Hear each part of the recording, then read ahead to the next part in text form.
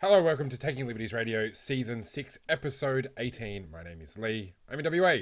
I'm joined by two very fine gentlemen, of course, Vikas in Canberra and Zeev from Melbourne. Hey all. G'day. This time we've actually got Zeev on camera, so hello. If you're watching YouTube, that matters. If you're listening via audio, it does not, but it's cool for me. Greetings. I come in peace. So today we're going to cover two topics. We're going to cover Hong Kong, the protests that have been going there. We could probably even dip into there was a student protest at UQ, I believe it was, where And other universities, I think, too. Yeah. Anyway, go on. Which Yeah. resulted in clashes, actually. In Australia. In Australia, yeah. So, So universities- Even so the in LD, Australia, remarkable. the LDP was in attendance of that one. Wow. Yes. And then we're also going to talk about the death penalty, because Donald Trump has reinstated the federal death penalty. And we've never covered the topic, so we're going to cover it this time around. So let's start off with Hong Kong. I mean, it's been a rather large news event for the last couple of months, I think, pretty safe to say. It began with a series of just absolutely massive protests in Hong Kong over an extradition bill. Essentially, the Hong Kong government, which is at least the chief executive is picked by Beijing, they were essentially going to change the process of extradition to the mainland of China. This brought about a lot of fears that people will start disappearing being disappeared into the mainland. Well, they were going to change. They were going to have an extradition bill in place at all. So apparently, right now it's kind of done pretty ad hoc. What they wanted to do It's was not done at all. It's not done at all. I thought it Full no. stop. No. I thought it was done pretty. It's not done into China, into the PRC. There is no extradition. And Okay, that's all right, I was why, wrong then. to give you a little bit of background, I've done a little bit of reading into this. The reason why the bill was put forward in the first place was because in Taiwan, a fellow had murdered his girlfriend and then moved to Hong Kong. And the propaganda behind the bill was that it was designed to allow for an extradition process to happen, which would allow for people in that situation to be removed, in this case, to Taiwan. Now, if you're aware at all of Taiwan, then you can spot the big problem with that propaganda, because Taiwan is ruled by a separate government, which has nothing to do with the People's Republic of China. It's ruled by the Taiwanese, the byproduct of the Kuomintang separatist rebels who lost the civil war with the Communist Party and set up their own government in Taiwan. And there's no reason to believe that an extradition bill would even allow that person to be extradited to Taiwan. So that was the basic problem with the bill and the reason for the bill in the first place. Yeah, but Taiwan put out something saying that they have something in place already with Hong Kong where they can do it. That may well be, and indeed Taiwan exactly put out a press release saying that the bill was unnecessary. Yes. And that's the other reason why it was propaganda, because Taiwan could have accepted it by the means. Yeah. Again, the difficulty with the People's Republic of China accepting another process by which people could be extradited to Taiwan without going through the People's Republic of China would be that would somehow tacitly recognize that the Taiwanese government is independent from the PRC. So again, that brings up major issues about the relationship between Hong Kong as this kind of separate haven of law, order, peaceful, more or less, entity within the People's Republic of China, and then Taiwan as a totally separate entity again. And the way in which it was dealt with when the special administrative region of Hong Kong was first set up was to just avoid the problem quite deliberately by not having any extradition arrangements in place. That was what the Hong Kong British bureaucrats of the time said recently when they were asked, well, why is there no extradition arrangement? And they said it was quite deliberate because no one wants to be extradited to China, because they don't really have a genuine legal process there. People can just be charged and made to put on trial for anything and for no reason at all, regrettably. Anyway, so that's the background. Yeah, I mean, that's a great explanation of the core issue. And yeah, we saw footage of massive protests. So initially that particular bill was withdrawn by the Hong Kong government. But there was no promise that it would not return. And so I think there's still been ongoing protests. I think what they asked for is for the bill to be withdrawn. I don't actually understand. So I have trouble. It's technically still part of the legislative agenda, and that means that technically the government says, "Oh, we've suspended deliberation." Well, that's an empty statement in legal terms. It's still there. I mean, they insist that it's dead, that it'll never be passed, and so on. But they want a formal, I guess, assurance that it'll be withdrawn from the legislative agenda. Yeah, but see, here's the thing. Okay, so looking at our parliamentary structure, and I assume I might be completely incorrect here, but I assume that their parliamentary structure is a little bit modelled on our Westminster system, right? It is. Yep. Yeah. So there is theoretically, I mean, Parliament is sovereign under any form of British thing. So there's no sort of thing as a Parliament saying, "Oh, we'll never pass this bill," right? Because they have the power technically to do it, and you can't bind a future Parliament either. Correct. So, I mean, I kind of, when I heard like, oh, they want them to make sure that the bill is dead in the water, and I'm there going like, well, the bill is if it's under our kind of system, right now the bill is as dead as it possibly can be under the Westminster system. Absolutely. And firstly, you're right.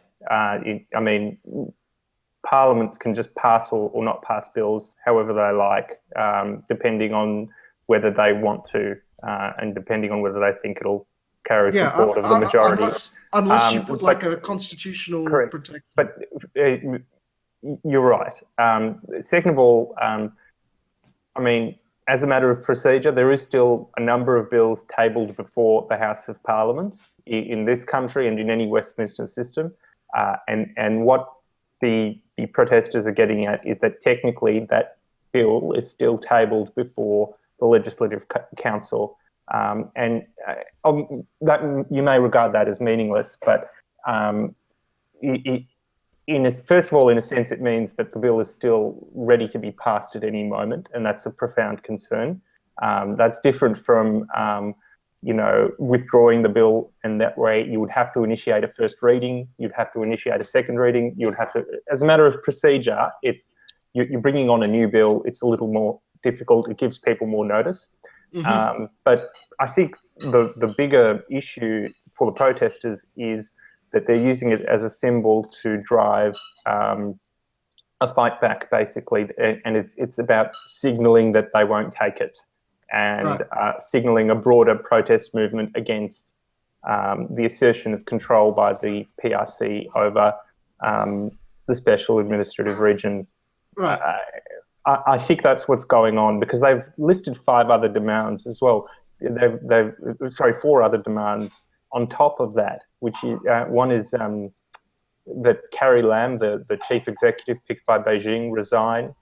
That the initial protests were characterised by government officials as riots, and they want that withdrawn. The reason being that otherwise people can be charged with quite serious offences for participating in riots. They want pretty much anyone arrested to be released. They've been certainly tens, if not up to 100 arrests. I haven't kept count, but certainly there's scores of arrests, including people who've just administered Facebook administered social media groups that people have just organised to conduct these protests. It's quite an interesting exercise in spontaneous protest as well. There's no leaders of these protest movements at all. It's just people are upvoting what they want to do on these forums and doing them. I think that's remarkable. what is it? Insert something about libertarianism and spontaneous action here, but it's remarkable that people are doing this. There's no leader. It's totally undirected, and that's probably because last time they arrested the main leaders of the 2014 protest. Anyway, I have to say it's incredible to watch it because these people are actually standing up against a real tyranny. I don't know if they'll win, but I mean, arguably the worst government, one of the worst governments probably the worst government that's ever lived in terms of, body count. In this modern era, in this modern era, definitely. It's the same Communist Party that massacred tens of millions. So, well, I mean, it's a different Communist Party to that. They're not quite as bad as that now, but I mean, even in the modern time, I mean, they've imprisoned reportedly 1 million Uyghur minority people simply because they're exhibiting some religious sympathies, or they're not Chinese enough for the People's Republic of China. It's incredible stuff, and it's a level of criminality that I don't think we've witnessed in modern times outside of war. This is the worst human rights abuse I think we have outside of war, really, taking place. Yeah, sure. But what I was going to say is, I mean, the real question is, what does this bode for Hong Kong? I mean, this is just a taste of things to come. They're what now, 22 years into the 50-year handover. Sorry, 23 years into the 50-year handover. So, I mean, this is basically a taste of things to come, I guess, of how their administration will end up being in 2047 when they're officially Chinese. Or rather, and maybe it's a reaction to that. Maybe they're doing this perhaps because they're thinking, well, if we don't push back now, that's exactly what's going to happen in 20 years' time. I'll be honest, so yes, Hong Kong is technically freer than in terms of speech. Really. And that too, it's very contentious as to whether I would say how much more free speech they have. They have the ability to criticize the Chinese government, and that's really the only extension. I mean, as you mentioned earlier, they have charges against rioting. They've got all sorts of other laws that have come into place. And the thing is, Hong Kong since 1996 has become considerably less economically free as well, and economically redundant in China. Because China set up so many free trade zones, free economic zones, where effectively they're running like Hong Kong models in like all sorts of areas all over their country. And it's gone to the point now where Hong Kong used to make up something like 40% of the Chinese GDP. They now make up 3%. Look, that's quite true, but a lot of people, including Chinese people, still see it as a safe haven for their assets. And it's still a major, 3% out of a country of China's size is an incredible number. It's far out of proportion to their actual population. Not anymore. No, not anymore. They used to be. Not anymore. They're not. They're probably like the 7th or 8th richest city in China. You've got Shanghai and Beijing that just blitz them. Well, I'm not saying that. I'm not saying that compared to the Chinese average person in China, the average GDP or average economic contribution of the average Hong Kong person is greater. Yeah, that's then. I'm pretty sure. I was pretty sure. No, I was pretty sure that was Shenzhen now. But yeah, I mean, I'm not saying they're the greatest necessarily. Yeah. We can check that.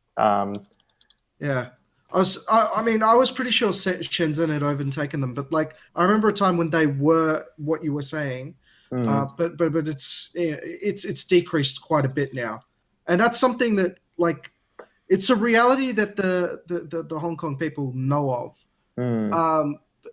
Like I kind of sit there and go like, yes, this happened because of this extradition bill, but what you're really seeing is, from my perspective, I think what you're seeing is like the final throes of effectively just the crushing tide of what's the changes that have come from the PRC, and this is really, I think, their last sort of freedom that they can hold on to. Yeah. Oh, and to add to that, I've just briefly checked, and as you say, Shenzhen's GDP exceeds Hong Kong's. However, Hong Kong's GDP per capita, that is how productive every citizen is, still higher than Shenzhen and China generally. So at least we've got that, right? At least they've got that. Yeah. But like I said, from what I've made a large number of trips into China, well, to Hong Kong particularly, over the years, and I've kind of noticed the growing influence of the Chinese sort of economy in Hong Kong, and it's like, I was going to say, give an example. So in 2004, there was really, I'm trying to think, like, when was the really where I started to notice it?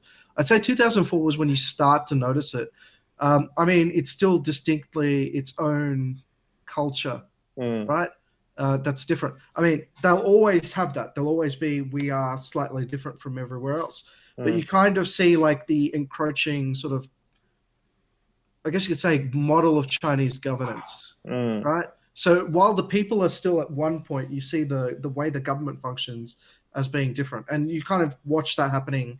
You know, if you're getting translations of what's going on in the TV, like, you know, the government news, and you kind of see it. You've kind of seen it come on. Like, for example, I remember they brought on the minimum wage way back. I think it was like in 2004. I was flabbergasted to know that they had no minimum wage, because I know China has one. And I remember back then it was just like the Hong Kong people were just like, why do we need this thing? And it was very much something that the Chinese government brought into place. So I'm just saying, you kind of, it's been ongoing now for a while now. Interesting. I think the reach of the Chinese state has gotten quite noticeable in the recent protests as well, now that you mention it, because I mean, the most recent event that happened was that, I mean, there was a video of a pro-Beijing legislator in Hong Kong actually meeting and shaking hands with actual rioters, pro-Beijing rioters, who were literally beating people who were protesting the regime. And I found that quite incredible, that they were willing to have, you know, supposedly parliamentarians endorsing and condoning publicly crimes by you know, criminals, and I was amazed that happened. And later on, that legislator spoke quite openly and said, "Oh, you know, they broke the law, but their actions could be pardoned. These people who were just beating ordinary protesters with, you know, quite badly." And that's the point I'm getting at. Like, you can kind of see it's kind of encroaching. It's getting worse. It's getting worse, yeah. And in some ways, this is why I think open borders type policies, you know, anything where there's uncapped levels of migration and very straightforward processes of allowing people to move from different countries is important, because right now, you know, things are pretty good in Hong Kong, but it will get worse. And at the point before we say, okay, they're clearly refugees, you know, they feel under this asylum thing. Absolutely. A lot of people are going to suffer. You know, they're going to go to prison. Or they're going to, a great deal. Suffer. I think you'll find a lot of people who flee those kind of situations probably don't want it to be open door. They want to be able to shut the door behind them. Maybe, but I mean, it's just needless to say, like, by putting us in an arbitrary category of asylum seekers or refugees, and sort of having these very prescriptive means of, oh, you know, you have to be coming from a war zone, you have to come from this or that or the other. You have to be specifically experiencing persecution. You need your own tale of persecution. I mean, in a sense, now they're seeing their every businesses, you know, of Hong Kong, whether they've directly experienced, you know, some rioters beating them with sticks, they have reason to fear for their lives in future in China or in Hong Kong. You know, it's just also that you know, people or their businesses might start to be threatened by sort of, you know, as the control of the Communist Party sort of extends, People's businesses will be threatened, people's lives will be threatened, and they're going to say, well, I'd rather just sell out now. I'd rather, sell everything I have, take a big bundle of cash, go to Australia and start again. And, we make that harder for them than maybe we otherwise would. And hopefully that also poses some kind of marginal deterrent for the Chinese government, that they know that if people impose some, more control over Hong Kong, the residents of Hong Kong, the cash cow, so to speak, are just going to pack up and leave. Go somewhere else. Yeah. And even if it doesn't, I mean, at least it means that people will get out safe and alive and will live better lives. And many are trying right now, and many have. Well, already. Go on, Vikas. I was going to say they have that reciprocal arrangement with Singapore, so they'll probably. That's something. Look, Singapore's not that free on that metric. If you were, I take your point, Vikas, but if you were a Hong Kong Democrat, I don't know if you would regard Singapore as Shangri-La. Let's move on to our second topic, which is the death penalty. So the US government in the last couple of days have announced that they're going to execute 5 prisoners. They've scheduled the executions for December and January, December this year and January 2020. And we've never really covered this topic before, I don't think. So we thought we'd bring it up. The death penalty, yes. Yeah. I had a great time on ALS. Basically, we've always had, in the Australian Libertarian Forum, a whole bunch of people who are more conservative leaning, and there are obviously left libertarians who occasionally profess some weird reason why employment laws need to be dictated by the government, and then you got conservatives that think of the death penalty as this ultimate moral good that needs to happen. But I realized something though when I was having this argument. So typically conservatives don't argue from a place of utilitarianism, right? That's a very libertarian thing to do. So for us, the maximum utility for all of society. So I've always said libertarianism is the only anti-utopian ideal, anti-utopian political philosophy, because we basically argue that while liberty doesn't lead us to utopia, it leads us to a Pareto optimal outcome for all of humanity, right? The idea is if we are free, we tend to lead to better outcomes for everyone, right? That's our argument in a nutshell. And for the non-economists, Pareto optimal means a situation where no one's situation can be improved anymore without somebody else being made worse. So a Pareto improvement is, say, if there's a change that benefits me and doesn't hurt Vikas and doesn't hurt Zeev, that's Pareto improvement. And the optimal is when none of us can be made any better without one of us suffering. Yeah, exactly. And that's what libertarianism is, right? We say freedom is the highest point because that's Pareto optimality, right? And everybody else kind of argues down from there. And that is the ultimate utilitarian argument you can ever make, right? Mm-hmm. Now, conservatives, when it comes to the death penalty, argue utilitarianism, going okay, hang on, murder is a really, really bad thing, right? So we might accidentally execute, X number of people, right?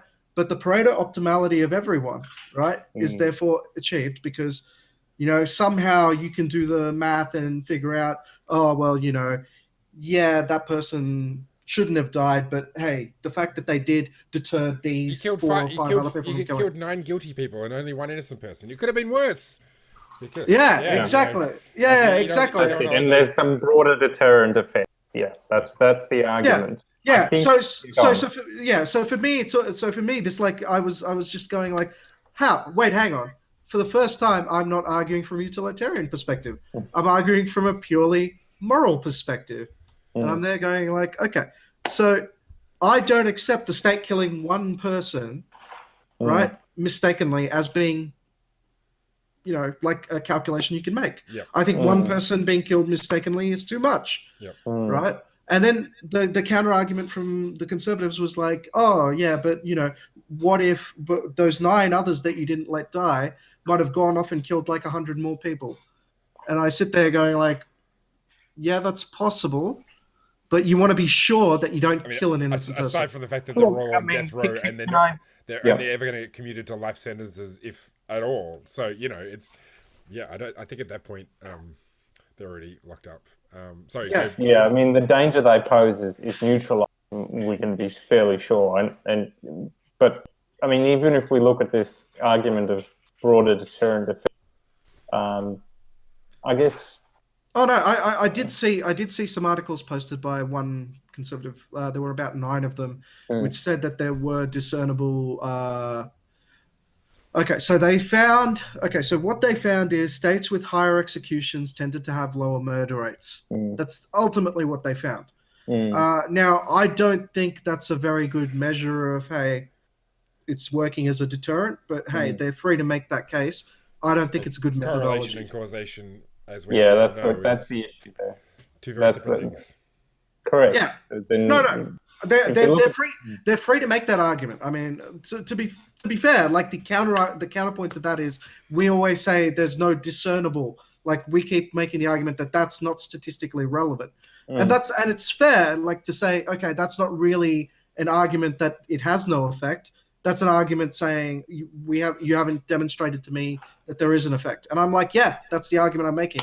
It's up to you to go through all that statistics and find me that clear evidence that there is a deterrent. That it is working as a deterrence. I went through all of the research papers. It took me 3.5 hours, right, to locate and go through all of these research papers that all these conservatives were linking. And I sat there and go like, they all use the same methodology, right? Every single time. It's like there's more executions here, there's lower crime, and I'm just there going like, how does that actually work?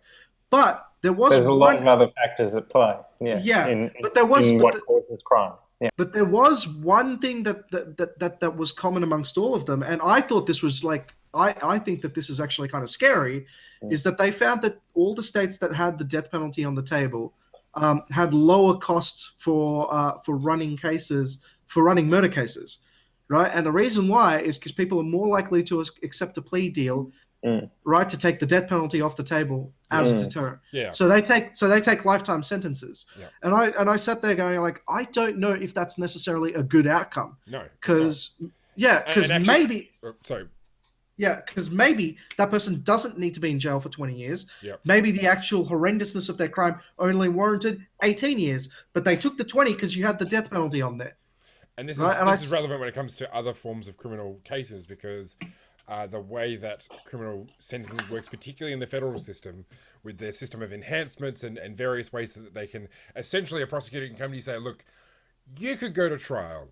If you go to trial on this array of charges, you face 80 years in prison, or you can take a plea deal, you'll serve 2 years, but you have to plead guilty. And so this is it's not just the death penalty where there are these incentives for people to plead guilty, and the federal system, federal criminal justice system in the States, they have like a 98% win record. If somebody comes to you and says, either you're going to spend the rest of your life in prison or you're going to have to plead guilty for a lesser charge, you're going to say, I'm going to take the lesser charge, because you're not going to win and you're going to spend the rest of your life in prison. So the incentives, having these things, as Vikas just said, having this on the table, having such a high success rate will encourage people to plead guilty to things that they may not be guilty of. So yeah, as soon as I read that, I was like, I don't know why you guys are parading that as though that's a good thing. To me, that's a huge negative. Yep. Right. And who knows how much. So my arguments always come from a utilitarian perspective, saying it's the most expensive form of incarceration, right? And the counter response to that, death penalty proponents' counter response to that is usually, we can reduce the number of appeals. You've got activist organizations that argue against the death penalty who spend all this time, using endless appeals, even though they keep losing the appeals. And I'm there going like, yeah, and that's not a negative as far as I'm concerned. That's intended, working as intended. You want to be absolutely right that the person you execute is absolutely guilty. Yep. Yeah, I would hope so. And, yeah. I mean, there's also... And even then, they still get it wrong. Yeah. Well, and it's also worth pointing out that, the kinds of, this is something that disproportionately falls on people who don't have the kinds of resources to fight these cases. If you're a well-to-do middle-class kid, you're not going to be facing the death penalty, unless you're like Dylan Roof or something, and you do something completely insane. And a lot of and again, just across the board as well. If you have access to lawyers, you're going to have a much easier time getting deals done, finding yourself spending less time in prison than if you're poor and you're relying on. To be fair, that's not. I buy that argument, but it's not really related to just criminal law. It's related to everything. Sure. Like we have a. But I mean, but especially criminal law. That's where the hammer falls hardest, and the consequences are the worst. Yeah, and especially when you're talking about the death penalty, we're talking about essentially murdering poor people and people with disabilities, and I think in some states in the US there are minors can face the death penalty, or have in the past. So it's just to say that it's not this sort of paragon of sort of impartiality. The justice system can go horrendously wrong. Yeah. I mean, we've had cases in Australia where quite recently it's been alleged, and people have at least had their appeals allowed and gone free last week because the police were alleged to have gotten witnesses via a defense barrister who was an informant for the police, and nobody. We're talking about Nicola Gobbo, and this local stuff. Wait, guys! I think we got to shut our gobbos on this one. But yeah. No, this is it's publicly available news. It actually happened, and it's in. I know. I'm joking around. You're just joking around. He's got an opportunity for a pun, Vic. Don't strip him of his desire to say it. It was a good one. Okay, I got it. We'll finish there anyway because we're actually running over time. But thanks, of course, everybody for joining us. We'll be back again next week with more discussion.